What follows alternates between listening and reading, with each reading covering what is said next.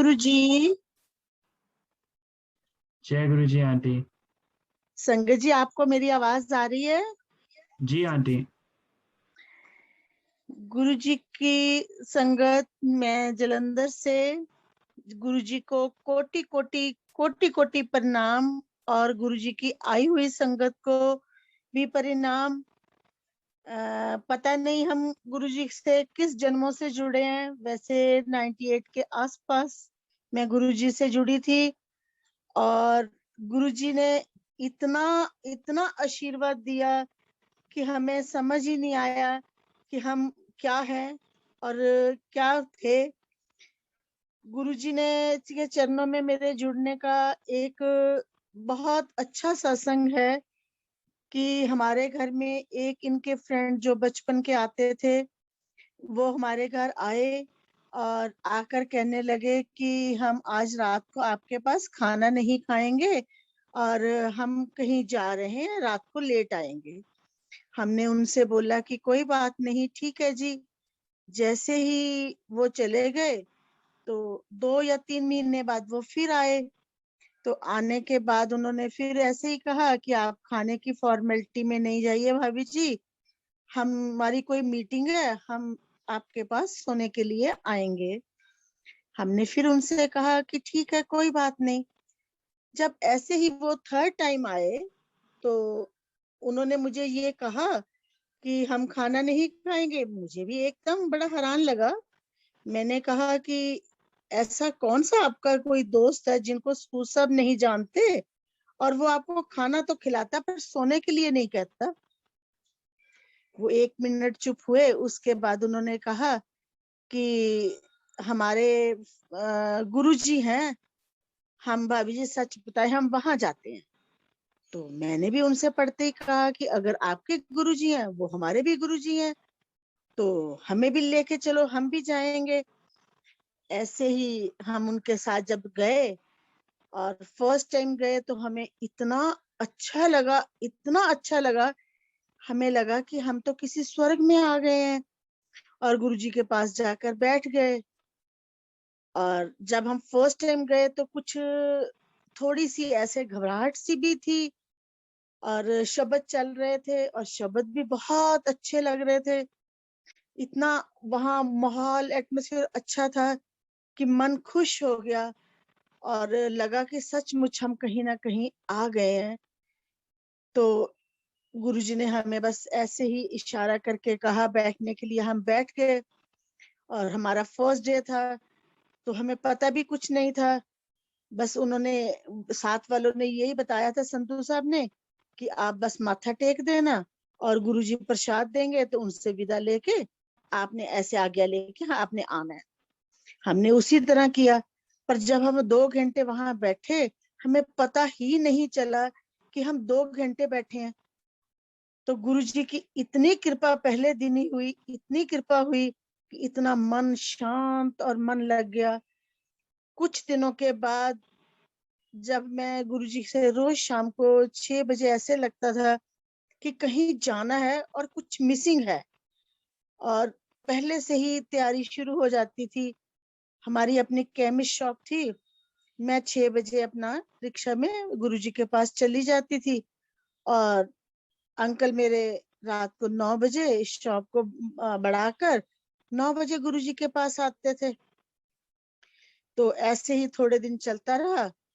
तो गुरुजी ने कहा कि सूद अंकल थोड़ा सा जल्दी आया कर। तो गुरुजी के कहने पे इन्होंने रात को 9 बजे की बजाय 8 बजे शॉप बंद करनी शुरू की। मतलब इतना इनका भी मन और मेरा भी मन, दोनों का हमारा इतना उस जगह हो गया कि हमें लगता था कि हम नहीं गए तो कुछ आज हमारा रह गया है। तो समझ भी नहीं आती थी भी, कई बार जैसे हो कि नहीं जाया जाए, पर क्यों नहीं जाया जाए, जाना तो लगता था बहुत जरूरी है। ऐसे ही हम गुरुजी के पास जाते रहे।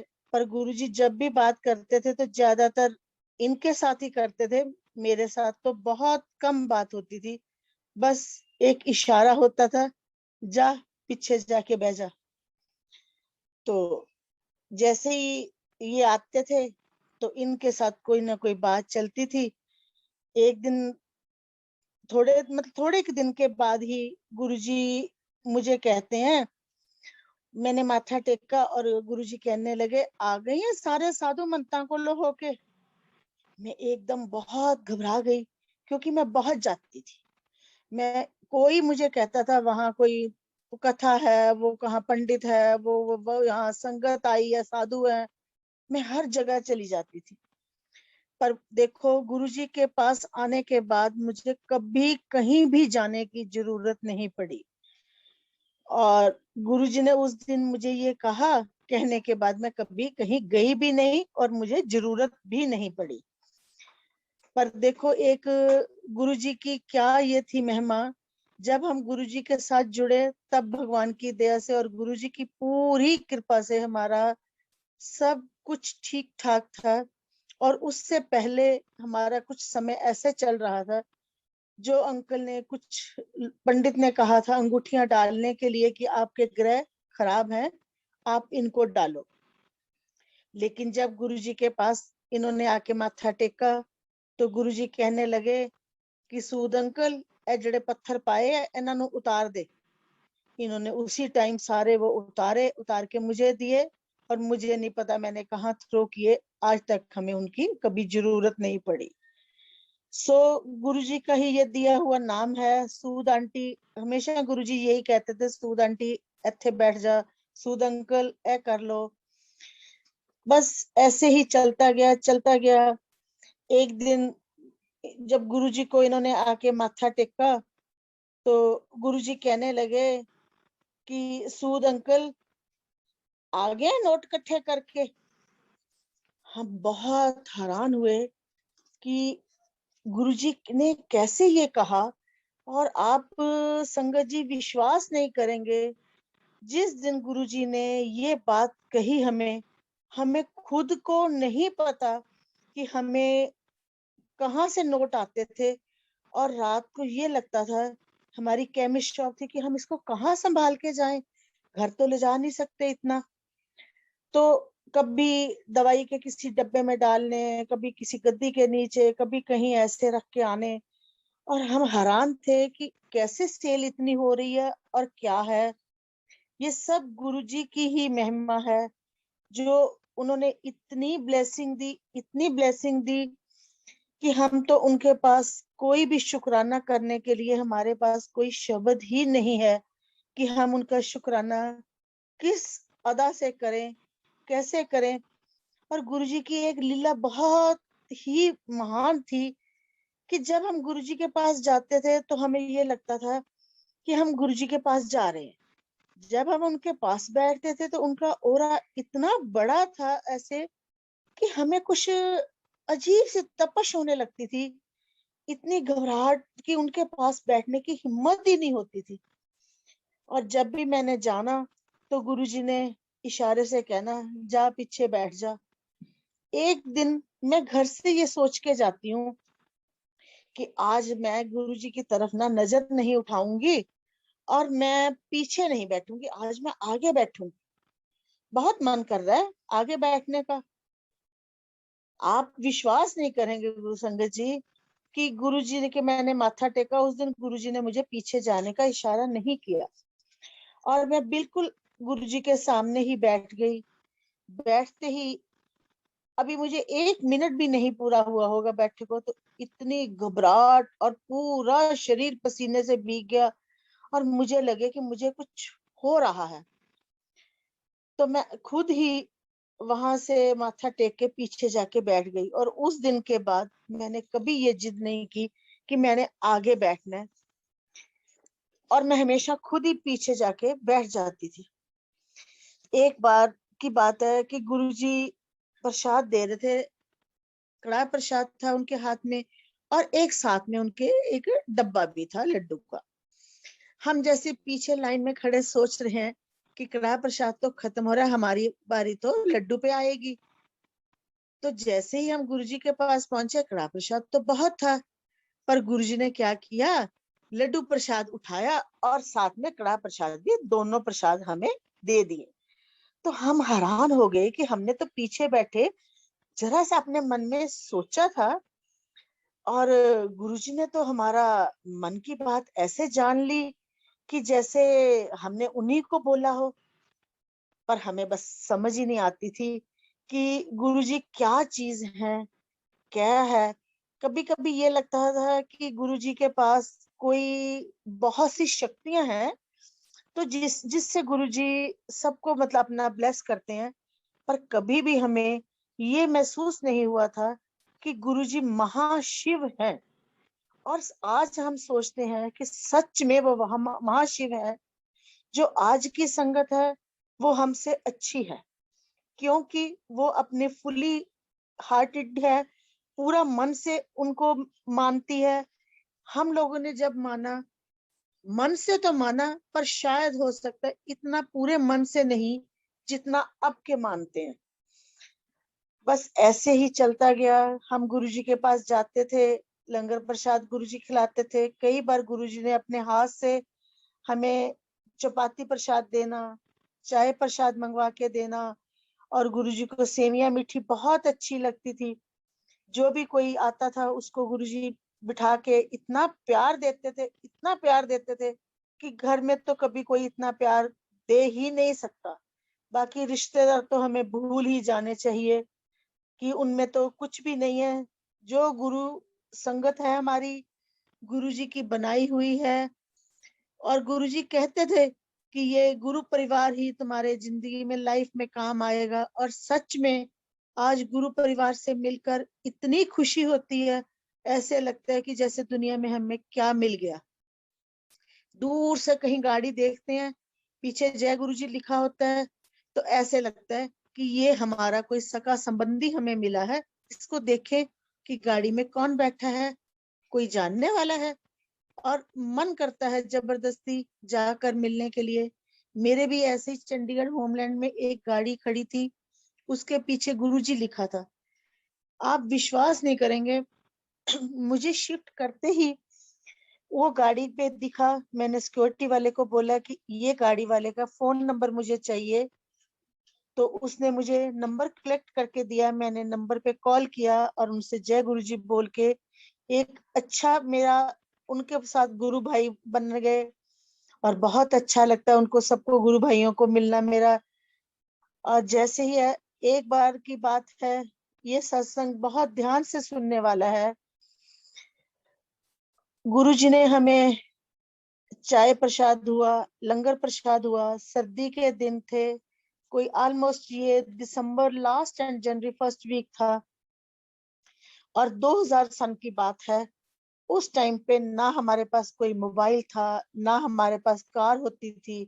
जस्ट हम स्कूटर से गुरुजी के पास आते थे दुकान से और अपने घर चले जाते थे। तो उस दिन क्या हुआ, गुरुजी ने लंगर करवाया, कोई 8 बजे होंगे। हम लंगर करने के बाद गुरुजी से आज्ञा ली। लेने के बाद हम घर जाने के लिए तैयार हुए। और मेरी बेटी उस टाइम यंग मैरिड एज वाली थी, तो मैंने शॉप से ही उसको फोन किया था कि बेटे हम गुरुजी के जा रहे हैं, थोड़ा सा हम लेट हो जाएंगे। बोलती कोई बात नहीं मामा, आप जाओ। और हम गुरुजी के चले गए। लंगर प्रसाद के बाद हम उठ के जैसे ही अपने शूज वगैरह पहनने लगे और स्कूटर से शॉर्ट्स वगैरह निकाल ली, लेने लगे, तो इतने में नवराज अंकल भागे भागे आते हैं कि सूद अंकल आपको गुरुजी बुला रहे हैं। हमने ऐसे ही शूज उतारे, सब कुछ किया, हाथ धोए, हम गुरुजी के पास जाकर बैठ गए। संगत जी आप विश्वास नहीं करेंगे, ये 8 बजे की बात है। गुरुजी ने हमें बिठा लिया। 8:30 हो गए, 9 हो गए, 9:30 हुए, 10 हुए। 10 बजे तो मुझे कुछ घबराहट इसलिए होने लगी कि बेटी सारे फ्लैट में अकेली है। तो हम घर नहीं पहुंचे, 10 बजे का टाइम हो गया है, गुरुजी आज्ञा नहीं दे रहे, तो मैं क्या करूं। और गुरुजी हमेशा यही कहते थे कि आप अपना दिमाग जुतियों के साथ बाहर रख के आया करो, मेरे पास दिमाग लगाने की कोई जरूरत नहीं है।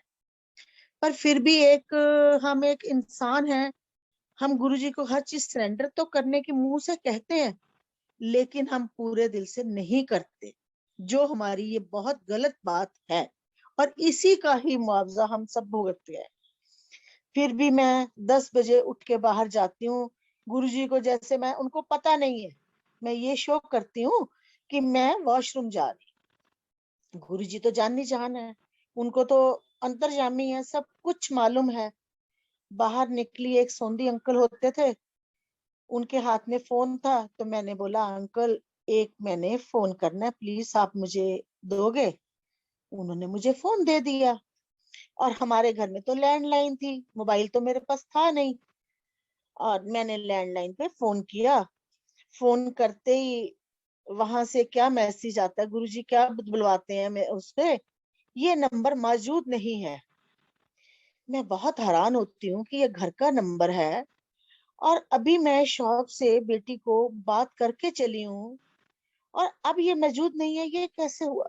सेकंड टाइम मिलाया, फिर यही आंसर आया। मैंने सोंदी अंकल को फोन वापस किया, तो मुझे कहते हैं कि क्या हुआ आंटी? मैं क्या, ऐसे ऐसे मैं घर का फोन मिला रही थी तो फोन नहीं मिला। क्या बोला उन्होंने? कहते अच्छा मुझे नंबर बताओ, मैं मिलाता हूँ। उन्होंने नंबर मिलाया, उनको भी यही गुरुजी ने आंसर दिया। बड़ा मन में लगा कि कैसे हो सकता है नंबर मौजूद नहीं। चलिए, ये गुरुजी की इच्छा थी। जैसे मैं दोबारा आके वापस बैठती हूँ, और जैसे ही मैं आके बैठती हूँ, अंकल मेरी तरफ देखते हैं, मैं अंकल की तरफ देखती हूँ। दोनों की हमारे आंख में ही इशारा होता है, भी अब क्या करना है? क्योंकि गुरुजी से तो पूछने की हिम्मत नहीं है कि हम जाएं, क्योंकि जब तक वो खुद नहीं कहेंगे तो हम जा नहीं सकते। गुरुजी ने चाय मंगवाई, हमने चाय पी। फिर गुरुजी ने मीठी सेवियां मंगवाई दूध वाली, हमने वो खाई। करते करते हमें 11:30 गुरुजी ने बजे, एकदम गुरुजी ने हाथ किया, इशारा करके अंकल को बोले, सूद अंकल जा।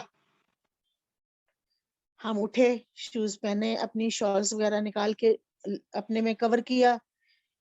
हम जा रहे हैं घर में, रास्ते में क्या देखते हैं, एक कोई बहुत रश है और कोई एक्सीडेंट हुआ है। तो मेरे अंकल कहते हैं कि यहाँ कुछ हुआ है, देखें क्या है। मैंने बोला नहीं, अब तो हम बहुत लेट हो रहे हैं, बेटी भी घर पे अकेली है, चलो हम चलते हैं, बहुत टाइम लग जाएगा, पहले ही काफी टाइम हो गया है। हम चले गए। हम जाकर बेटी को बोलते हैं कि बेटे सॉरी, हम तो लेट हो गए। कहती अच्छा मुझे तो पता ही नहीं, आपको इतना टाइम होगा, मैं तो बड़े आराम से अपनी पेंटिंग कर रही हूँ। मतलब गुरुजी ने उसको भी रियलाइज नहीं करवाया है कि हम लेट आए हैं, और वो बड़ी पीसफुल है, और हम भी घर जाके चलो हो गए। नेक्स्ट डे हम क्या देखते हैं अखबार में, जहां से हम आए हैं वहां पर एक ट्रक और एक पेट्रोल का जो ट्राला होता है, जैसे वो टैंकर, दोनों का एक्सीडेंट हुआ है, और 6 लोगों की डेथ हुई है। और वो ही टाइम था जब हमने वहां से निकलना था। सो गुरुजी ने हमारे को बचाकर हमारी जान बचाई, और इस संकट से बचाया। नहीं तो किसको पता था कि गुरुजी क्यों बिठाएंगे? गुरुजी ने हमारे को बिठाकर क्या लेना था? ये गुरुजी ने हमारी जान बचानी थी, और हमें इतना ब्लेस किया कि हम सचमुच उस दिन के बाद हो गया कि गुरुजी में बहुत शक्ति है। गुरुजी जानी जान है। गुरुजी से हम कुछ नहीं छुपा सकते। गुरुजी की ही महिमा है जो हम सब कर रहे हैं या हो रहा है। गुरुजी की इच्छा के बिना तो कोई कुछ हो ही नहीं सकता। अब तो हम 1001% ये चीज सोचते हैं कि गुरुजी के हुक्म के बिना कुछ नहीं हो सकता। जो भी होगा उनकी इच्छा से होगा। वो दिन से बाद हम गुरुजी में हमें इतना विश्वास हो गया कि गुरुजी ने हमारी जान बचाकर हमें एक नया जन्म दिया है। और इस जन्म का शुक्राना हम गुरुजी को कहाँ कर सकते हैं? हमारे पास कोई ऐसा शब्द ही नहीं है जिससे हम गुरुजी का शुक्राना करें। बाकी एक और संग है, सत्संग। मैं मस्कट हर साल अपने बेटे के पास ओमान जाती हूँ। पिछले कई साल से उसके बच्चे की छुट्टी होती है और मैं जाती हूँ साल में 2 बार। कोई 3 साल पहले की बात है, मैं वहां गई, और मुझे एक दिन ध्यान आता है कि भाई ये तो बहुत गलत बात है कि मैं यहाँ आती हूँ और बच्चों की जिम्मेवारी तो मैं लेती हूँ, चलो मेरी दी हुई ड्यूटी है जो भी है, पर मुझे अच्छा नहीं लगता। यहाँ तो मेरे सत्संग सारे छूट जाते हैं, मैं तो यहाँ कुछ भी नहीं कर पाती। तो मैं क्या करूं? मैं नीचे जैसे ही वॉक करने बेटे के ऊपर से जाती हूँ, तो मैं रोज गुरुजी से बातें करती हूँ। एक दिन मैं सीढ़ी पे बैठ के गुरुजी से कोई आधा घंटा मैंने बातें की होंगी, और मैं बहुत अंदर से नाराज कि गुरुजी, ये जो आपने सेवा दी है मुझे नहीं चाहिए। आप ये सेवा मेरी जैसे भी मर्जी छुटवाओ, ताकि मुझे सत्संग मिले और मैं उसमें अपना एंजॉय करूं, मैं आपके चरणों में लगूं। ये तो मेरी ड्यूटी क्या है, ये तो मुझे एक पनिशमेंट हो गई। जैसे ही मैं सीढ़ियों पे उठ के ऊपर जाती हूँ, उन दिनों मैच चल रहे थे, मेरे हस्बैंड कहते हैं कि चल नीचे वॉक करने चले। मैंने बोला नहीं, मेरा मूड खराब है, मैं गुरुजी से नाराज होकर ऐसे बोल के आई हूँ, मेरा मन नहीं है वॉक का। फिर दूसरी बार इन्होंने मुझे कहा कि चल ना, चलते हैं वॉक करने। मैंने कहा नहीं, बहुत गर्मी है, मेरा मन नहीं है। जब थर्ड टाइम इन्होंने कहा, मैंने कहा आप अपना मैच देख रहे हो ना, देखो, मुझे क्यों कह रहे हो नीचे जाने का? ये भी एक देखो गुरुजी का कोई राज था जो मैं बता रही हूँ आपको। तो मैं थर्ड टाइम के लिए मैं मान गई, मैं चली गई नीचे। तो कहते मैच बोरिंग आ रहा है। तो मैंने कहा बोरिंग आ रहा है इसलिए जाना नीचे? कहते हाँ। मैं नीचे गई, और आप संगत जी विश्वास नहीं करेंगे, हम उस एक सीमेंट की सीट सी बनी थी, उस पे जाकर बैठ गए, जबकि हम कभी भी आज तक, मैं इतने सालों में उस सीट पर नहीं बैठी। मैं जैसे ही बैठती हूँ तो मैं अंकल को बोलती हूँ, मेरी ग्रैंड डॉटर का नाम जोई है और उसकी एक फ्रेंड मिष्टी है। तो मैंने इनसे कहा कि ये मुझे लगता है कि मिष्टी के पापा हैं, जबकि मिष्टी की मदर को मैंने आज तक नहीं देखा, उसकी मदर ने मुझे कभी आज तक नहीं देखा। जब भी बच्चे खेलते थे, मैं बुलाने जाती थी तो बोलती थी, जोई आपकी दादी आई है, जाओ। और जब वो बुलाने आते थे तो मैं बोलती थी, मिष्टी आपकी मामा आए हैं, जाओ। हम दोनों ने एक दूसरे की कभी भी शक्ल नहीं देखी थी। गुरुजी की महिमा देखो कितनी परम्पार है। हम उनको, मैंने इनसे बोला ये मिष्टी के पापा है, मैंने एक बार शायद लिफ्ट में देखे थे जाते हुए। ये बोले ये तो पंजाबी है। ये उनको मिलने के लिए उठने लगे, और मैंने फिर कहा कि आपका 1 घंटा ऐसे ही बातों में निकल जाएगा, प्लीज मत जाओ। ये फिर भी उनके पास गए, क्योंकि गुरुजी भेज देते। जैसे ही एक दूसरे को मिले, और गुरुजी की इतनी फ्रेग्रेंस आई, इतनी फ्रेग्रेंस आई कि हम खड़े खड़े आपस में एक दूसरे को देखने लगे कि ये क्या है। और पढ़ते ही इन्होंने बोला कि आप पूजा वहां पंजाबी हो? और उसकी वाइफ ने मुझे कहा कि आंटी आप जलंधर से हो, आप गुरुजी, इतने ही उसने वर्ड बोला। मैंने कहा हाँ हाँ, बताइए बताइए बताइए, क्या क्या क्या आप गुरुजी का क्या कह रहे हो? कहते आंटी आप जलंधर वाले गुरुजी को जानते हैं? मैं क्या, जानते नहीं, हम तो गुरुजी के दीवाने हैं, इसलिए आप बताइए उनकी क्या क्या बात कर रहे हो। आंटी मेरे घर में परसों सत्संग है, आप आओगे? देखो गुरुजी साक्षात आके मुझे सत्संग का संदेशा दे रहे हैं। इससे बढ़ के मेरे लिए मेरी किस्मत में और अच्छी बात क्या हो सकती है? हमने उनसे बड़े आराम से कहा हाँ जी हम जरूर आएंगे। पर हम ऊपर गए, घर में बैठे, हमने अपने बेटे और बहू को नहीं बताया। हमने कहा जब हमने परसों जाना होगा तब बात करेंगे, अभी घर पे नहीं बात करेंगे। वैसे मेरा बेटा को पता है कि मम्मा कहीं जाते हैं या मानते हैं, पर वो नहीं मानता। वो कहता आप जो मर्जी करो, पर मुझे कुछ नहीं कहो। तो इस वजह से हमने उनको बताया नहीं। देखो गुरुजी की और महिमा। जिस दिन सत्संग होता है उस दिन मेरी डॉटर इन लॉ ऑफिस से फोन करती है मुझे कि मम्मा मिष्टी के घर आज पूजा है, कंफर्मेशन देनी है, क्या आप जाओगे?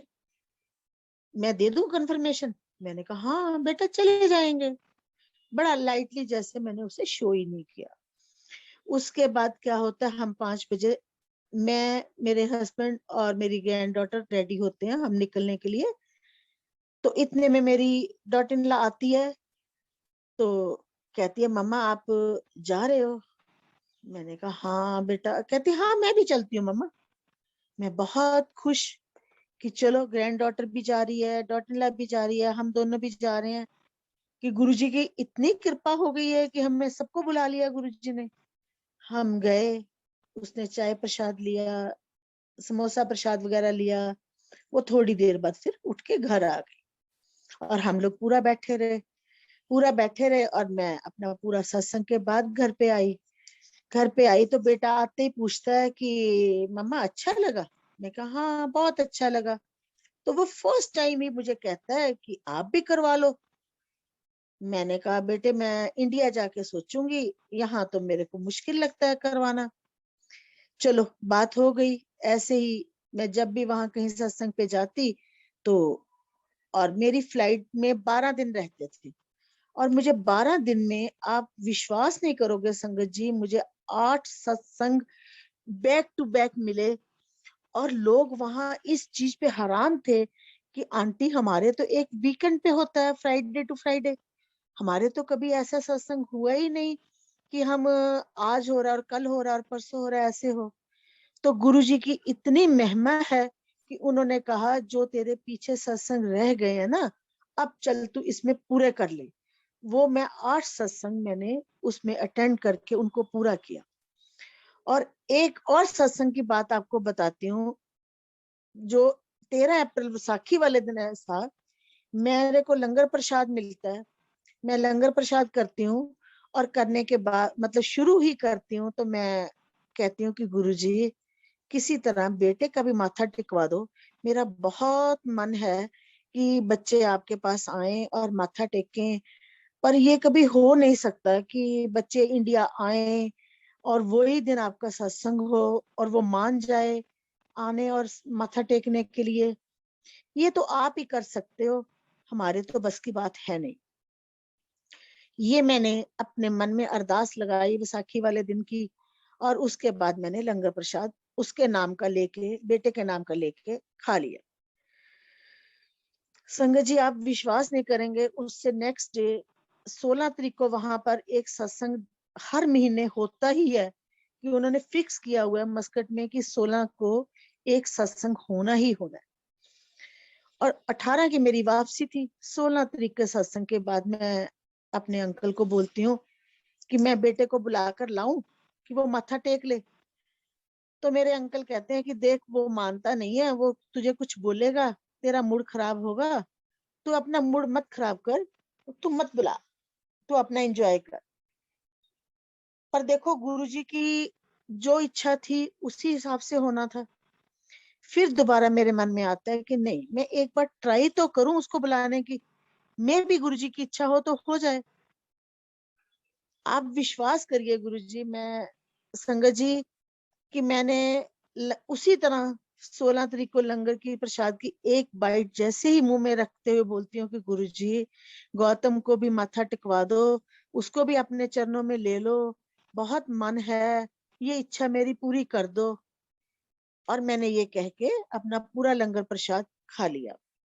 खाने के बाद फिर मेरे मन में इच्छा हुई उसको बुलाने की, उठ के जाने की। मैं जाने लगी, अंकल बोले नहीं जा। मैंने फिर भी वही अंकल को शो नहीं किया कि मैं कहाँ जा रही हूँ। मैं बाहर आती हूँ, आते ही मुझे उसका फ्रेंड मिलता है। हाँ जी आंटी। मैं क्या बेटे जरा गौतम को एक कॉल लगा दो, क्योंकि मेरे पास इंडियन फोन था तो उस पे व्हाट्सएप कॉल ही होती थी, बेटे को नीचे नहीं हो रही थी। उसको मैंने बोला बेटे एक कॉल गौतम को कर दो। उसने कहा आंटी आप बात कर लो। मैंने बात की, मैंने कहा गौतम 1 मिनट बेटा नीचे आना। आप विश्वास नहीं करेंगे, मैं आपको एक दिखा नहीं सकती इस चीज के लिए कि वो नीचे आया, उसने मुझे बाजू में हक किया और मुझे आके पूछता है कि हाँ मामा कहाँ माथा टेकना, चलो बताओ मुझे। मैं उनके घर अंदर लेके गई और उसने पूरा लेट के गुरुजी को प्रणाम किया, और जो प्रसाद मिला उसके लिए मुझे कहता है कि मामा मेरे हाथ साफ नहीं है, आप ये प्रसाद मेरे मुंह में डाल दो। और गुरुजी ने उसको इतना ब्लेस किया, इतना ब्लेस किया कि अपनी शरण में लिया।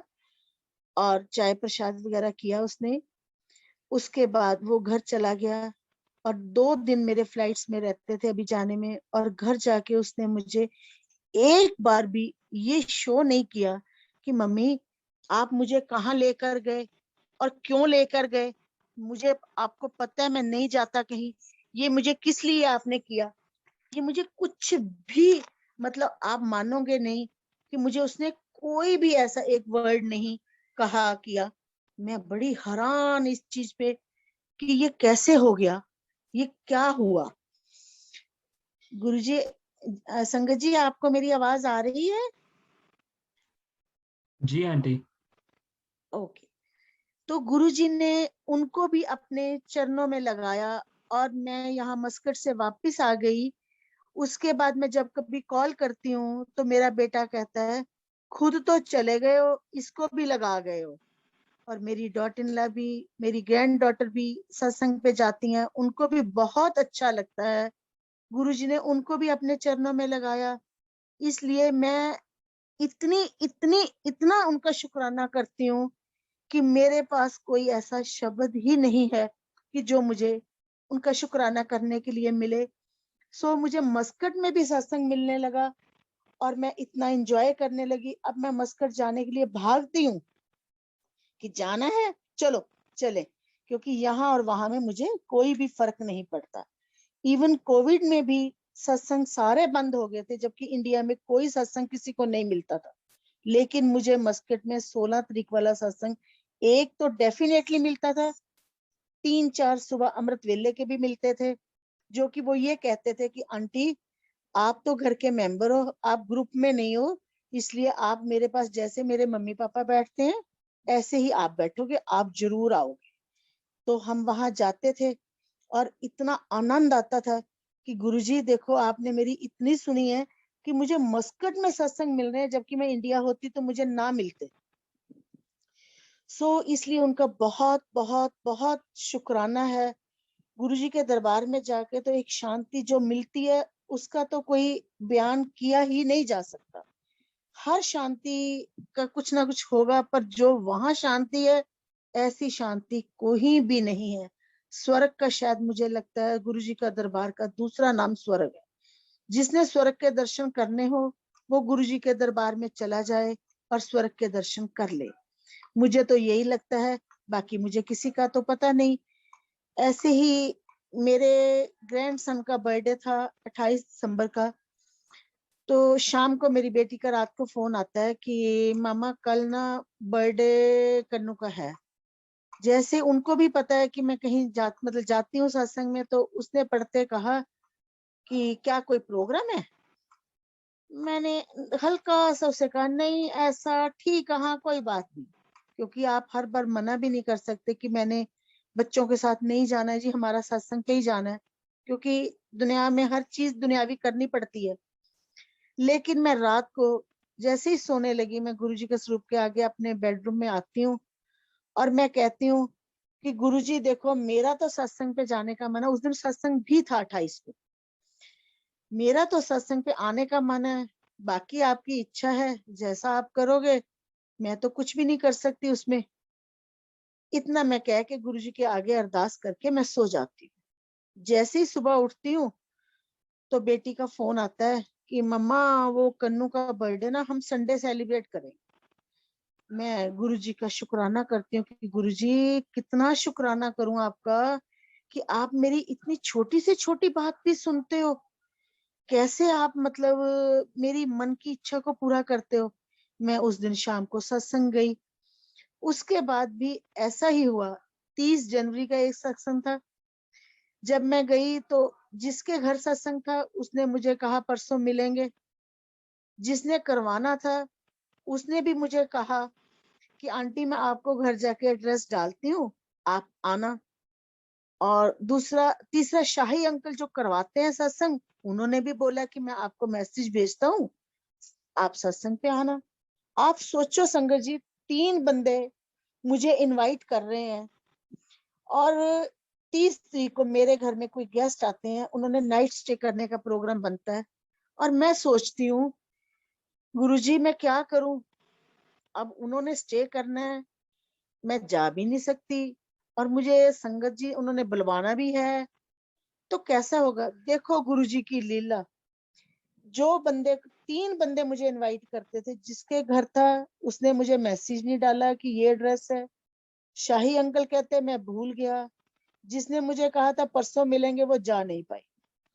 सो गुरुजी के हुक्म के बिना तो एक पत्ता भी नहीं हिल सकता, कोई कुछ नहीं कर सकता। सो गुरुजी ने मुझे इसलिए नहीं बुलवाया कि तू धर्म संकट में नहीं जा, तू जा नहीं सकती, वो बुलाएंगे तो तू मन में सोचेगी। पर जबकि मैंने अपने अंकल को बोला कि मैं थोड़ी देर जाके माथा टेक आऊंगी, चलो रुकूंगी नहीं क्योंकि घर पे गेस्ट हैं। तो गुरुजी ने कहा तू आराम से अपने घर का कर, धर्म संकट में ना जा।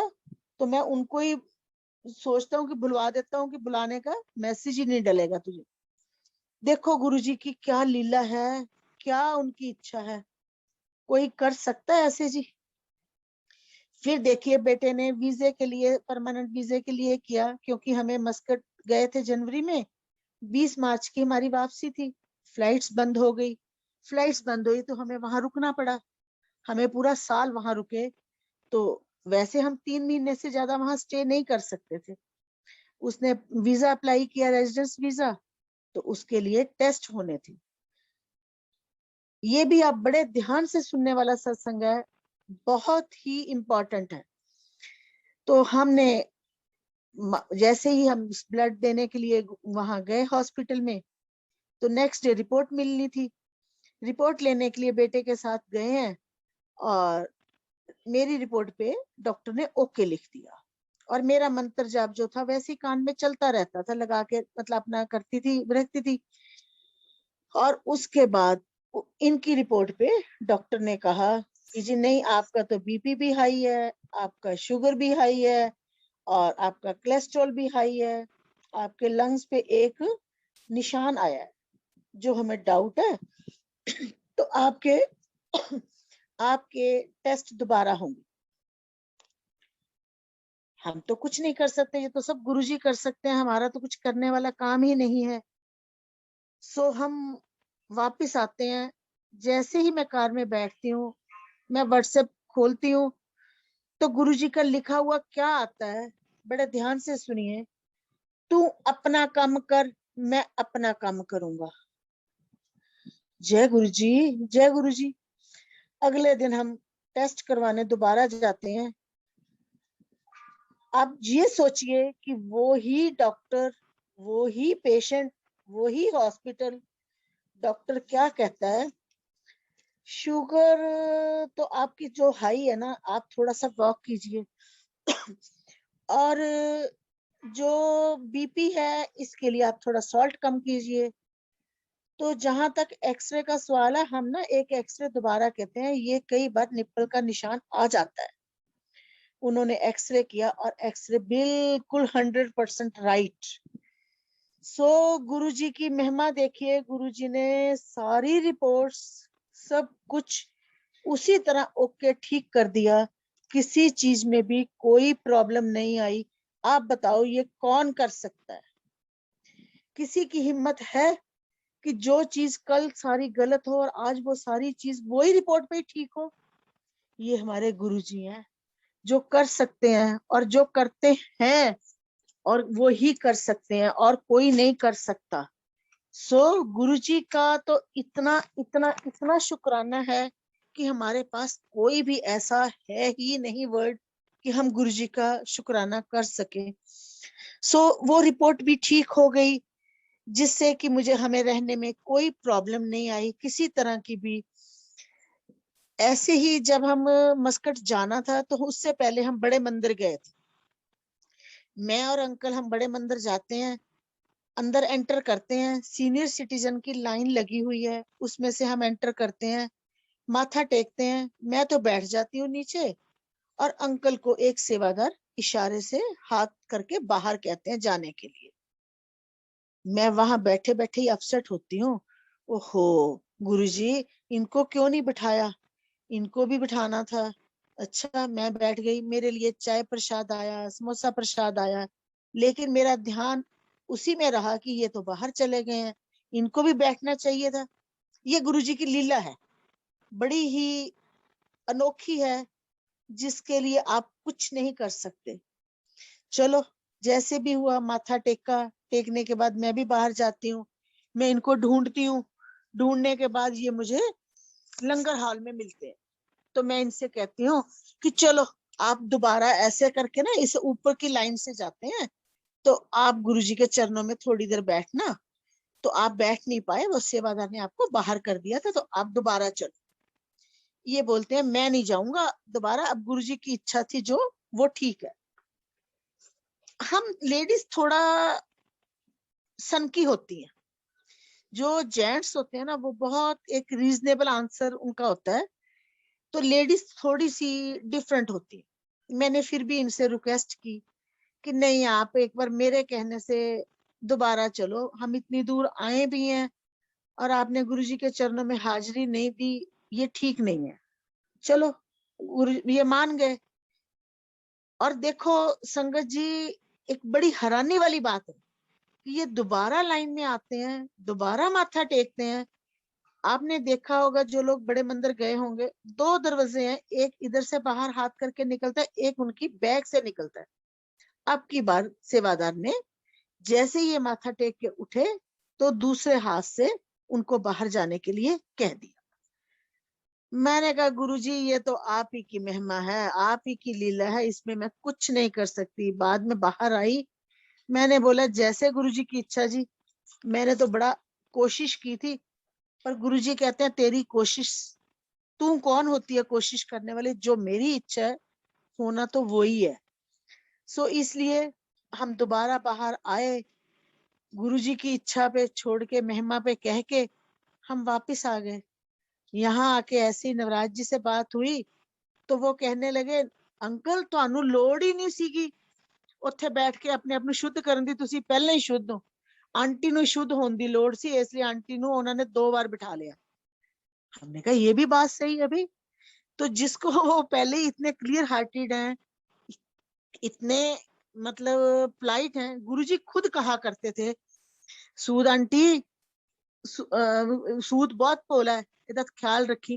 पर कभी कभी मैं बैठ के अब पूछती हूँ कि गुरुजी आपने वो किस पॉइंट से कहा था सूद अंकल पोला है, इसका ख्याल रखी। पर मैं सच में यही कहती हूँ कि इनको कोई भी किसी तरह का ये नहीं है, ये कौन क्या कर रहा है, कैसा है, क्या है, किसी भी चीज पे नहीं है।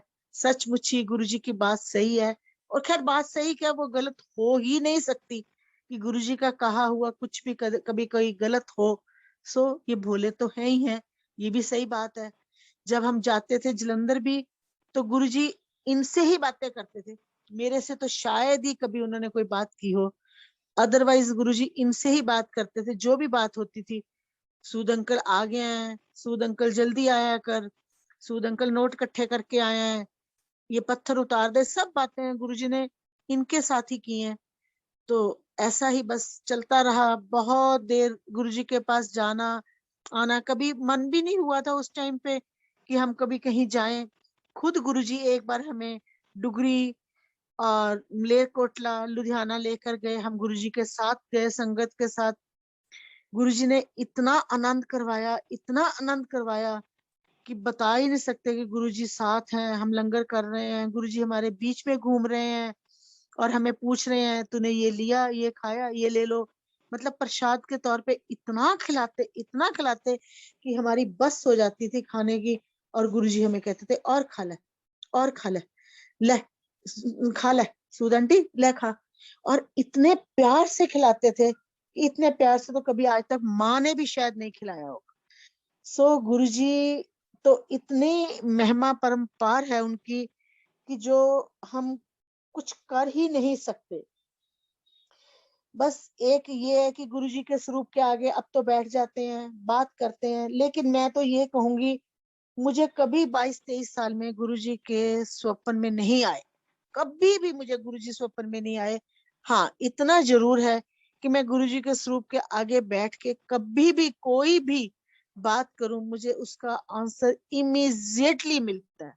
एक दिन मैंने ऐसे ही गुरुजी से कहा कि गुरुजी आप मेरे हर चीज में नए कर्म पैदा करते हो और हमेशा ये कहते हो कि 90% का तेरे दुख मैं भोगने हैं, 10% ही तू करने हैं कष्ट तेरे, तू उन्होंने भुगत ले। मैंने कहा गुरुजी ये तो रोज नए पैदा होते हैं, तो क्या करूं? तो इन मेरे कर्मों को आप खत्म करो ताकि ना आपको करने पड़े ये कष्ट और ना मुझे करने पड़े। तो इमीडिएटली गुरुजी का मुझे आंसर आता है, नहीं तू कर्म इत्थे ही भुगत जाएंगी तो अच्छा है, जे ऊपर लेके जाएंगी फिर दोबारा आएंगी, ये तू कर्म नीचे ही भुगत ले सारे। सो गुरुजी का आंसर तो 1 सेकंड में आता है कि जब भी आप कभी गुरुजी के स्वरूप के आगे बैठ के देखो, बोलो, कोई बात करो, तो ऐसे लगता है कि गुरुजी आपसे बात सचमुच कर रहे हैं। आप एक बार सोच के और करके देखो, फिर आपको पता चलेगा कि सच में उनकी आवाज आती है या नहीं आती। मानो कि मैं 25 साल से नींद की गोली खाती थी और मेरा बेटा मुझे हमेशा यही कहता था कि मम्मा क्यों खाते हो, नहीं खाओ। जैसे ही अभी मैं उसके पास मस्कट गई, वहां पर तो मिलती नहीं है। 4-5 महीने तो पता चला कि किसी पर्स कभी किसी में से कभी किसी में से निकलती गई और मैं खाती गई, काम चलता गया। फिर किसी डॉक्टर से पूछा गया, वो बोले मस्कट की यहाँ तो ये मिल ही नहीं सकती जी ये मेडिसिन, क्योंकि यहाँ अलाउड नहीं है, यहाँ बहुत सख्ती है। देखो गुरुजी किसी के थ्रू कैसे वो किसी का कल्याण करते हैं, ये भी उनका एक तरीका है। मैं रोज रात को गोली ना मिलने के कारण भी मेरे को नींद नहीं आनी, मैं मंत्र जाप कान में लगाती थी और सोने की कोशिश करती थी। आप मानो 1 घंटे वाला मंत्र जाप मैं 2 बार 3 बार भी रात को कर लेती थी, पर मुझे नींद नहीं आती थी। और जबकि मेरी कभी भी यहाँ भी मैं जब इंडिया में होती थी नींद की गोली छूट जाती थी या अचानक कहीं गई, ले जाना भूल गई, तो नेक्स्ट डे मैं सिर भारी, वॉमिट्स और बुरा हाल होता था। लेकिन वहां मेरा मस्कट में ऐसा कुछ नहीं हुआ। और उसके बावजूद भी मुझे जब मेडिसिन नहीं मिली, तो जिसके घर में सत्संग होता था मैंने उनसे बोला कि मेरी बड़ी प्रॉब्लम है, मुझे नींद नहीं आती। तो गुरुजी ने उनके थ्रू मुझे बुलवाया कि आंटी आप मंत्र जाप किया करो। मैंने कहा मंत्र जाप तो मैं 2 बार 3 बार भी लगाती हूँ तब भी नींद नहीं आती। उससे अगले दिन मुझे वो आके क्या कहती है कि गुरुजी मुझे रात को ये कह रहे थे कि उसको बोलना कि जब गद्दी लगी होगी ना तो वो मेरे अरदास करे, प्रे करना आप गुरुजी से। और वही हुआ, सुबह अमृत वेला था उनके घर में, मैंने गुरुजी से प्रे किया कि गुरुजी नींद की गोली यहाँ मिल नहीं रही, नींद मुझे आ नहीं रही, जैसे भी है आप मुझे नींद का कोई कुछ करो तो मैं सो जाऊं और मैं घर आती हूँ। मेरे पास बड़े मंदिर का जल प्रसाद था। वही गुरुजी मेरे अंदर एक चीज को पैदा करते हैं कि तू जल प्रसाद पी ते सो जा, तेनू नींद आएगी। मैं उसी तरह वो जल प्रसाद लेती हूँ और मंत्र जाप कान में लगाती हूँ और मैं सो जाती हूँ। और मैं बड़ी हैरान होती हूँ और सुबह उठती हूँ बिल्कुल फ्रेश। अब आप बताओ कि जो इंसान 25 साल से नींद की गोली खा रहा है और उसकी तबीयत इतनी खराब होती है छोड़ने से, ये कौन छुड़वा सकता है किसी में हिम्मत? सो गुरुजी की तो इतनी इतनी इतनी चीजें हैं कि हम कहते हैं कि जो 25 साल के बाद बंदा नींद की गोली छुड़वा दी उन्होंने, वो सब कुछ कर सकते हैं। देखो हम सुनते हैं सब सत्संग में कि गुरुजी ने किसी का कैंसर क्योर किया, किसी का ट्यूब भी नहीं है उसको बच्चा दिया, किसी को जिंदगी बख्शी, दान दी, 5-10 साल 15 साल, किसी का कुछ किया। सो ये सब कुछ गुरुजी ने मुझे जीवन दान दिया और इतनी चीजें दी। भगवान की दया से बच्चे अपना इतने अच्छे सेट हैं कि सब पे गुरुजी ऐसे ही कृपा करें, ऐसे ही ब्लेसिंग रखें। अभी ये 1 अगस्त का आपको एक सत्संग सुनाती हूँ। ये 30 तारीख को किसी के घर सत्संग था, हम वापस आ रहे थे तो अंकल रास्ते में आते हुए गाड़ी में कहते हैं कि मैं तो कल डुगरी जा रहे हैं। मैंने कहा आप डुगरी कैसे जाओगे, डुगरी तो मंदिर बंद है। नहीं, चाहे बंद है चाहे खुला है, मैंने तो जाना है। मैंने कहा चलो अभी ऐसे ही कह रहे हैं, कहाँ जाएंगे, बंद है तो बंद में क्या करेंगे जाके। फिर रास्ते में दोबारा कहते हैं, देख मैं तो सवेरे गड्डी चक के चले हैं, तू जाना है ता ठीक है, नहीं जाना चाहे मैं डुगरी पिंड दे ही बारो मत्था टेके आऊंगी, मंदिर नहीं भी जाऊंगा, पर मैंने जाना है। मैंने कहा अच्छा गुरुजी आपको अंदर से कह रहे हैं तो ठीक है। जैसे ही मैं घर एंटर करती हूँ तो मुझे व्हाट्सएप पे मैसेज मिलता है गगन अंकल का कि डुगरी मंदिर ई पास दे नाल खुल गया ते आंटी जा सकते हो। देखो गुरुजी की महिमा। इतने में मैं अपने एक नॉन को फोन करती हूँ कि ई पास तू बना, मेरे से तो बनता नहीं है, हमें तो देखो इतना मोबाइल पूरा परफेक्ट चलाना करना नहीं आता। तो उस वो कहती है कि आंटी आप मुझे अपनी फोटो और अपना डेट ऑफ बर्थ और अपना सब भेजो ताकि मैं आपका ई पास बनाऊं। हम 4 लोग जाने के लिए तैयार होते हैं, चारों की फोटो, चारों के पूरा सब कुछ हम फॉर्मेलिटीज पूरी करते हैं।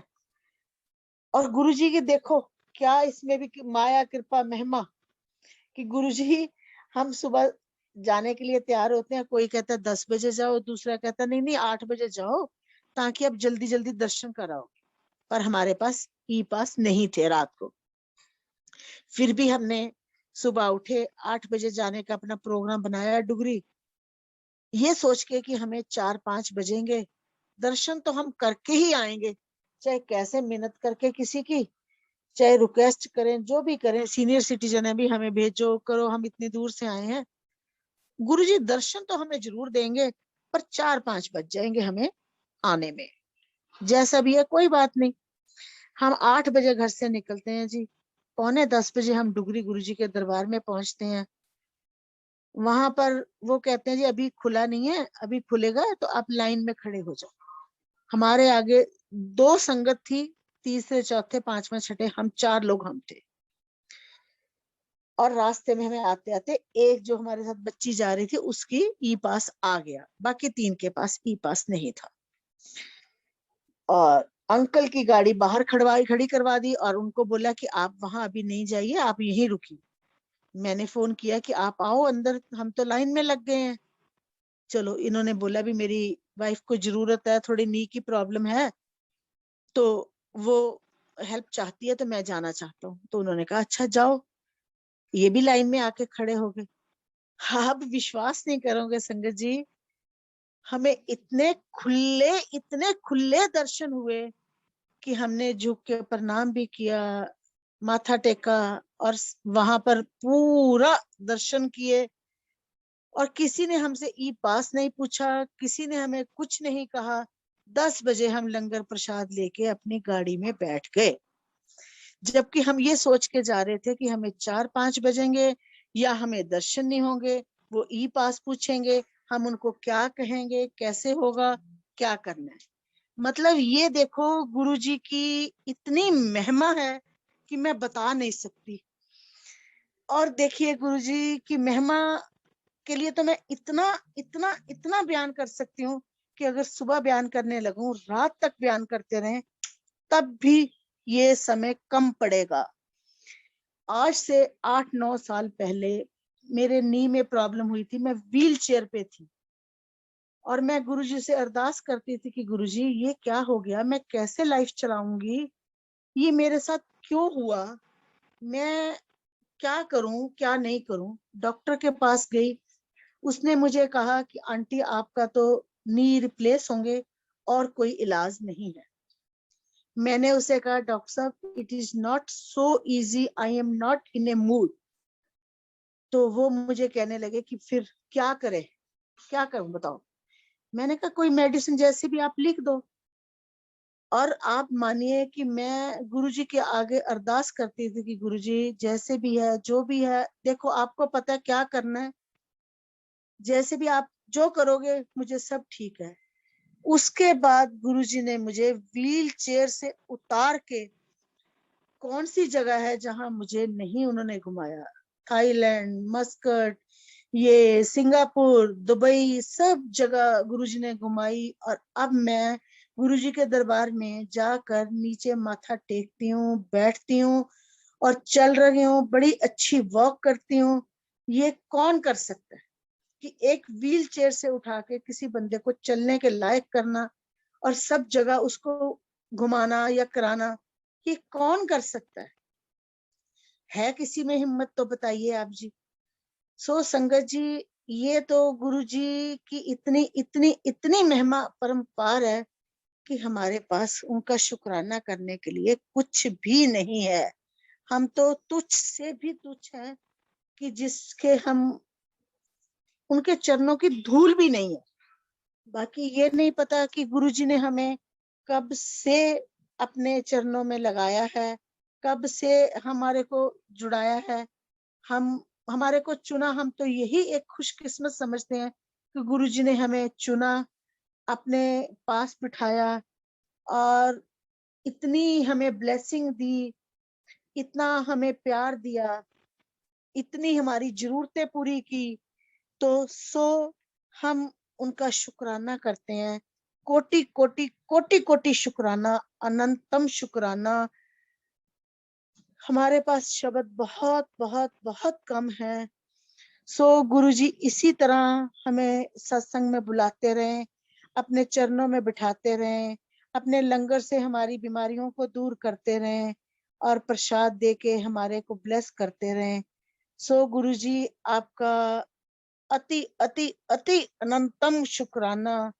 जय गुरु जी, जय गुरु जी, जय गुरु जी।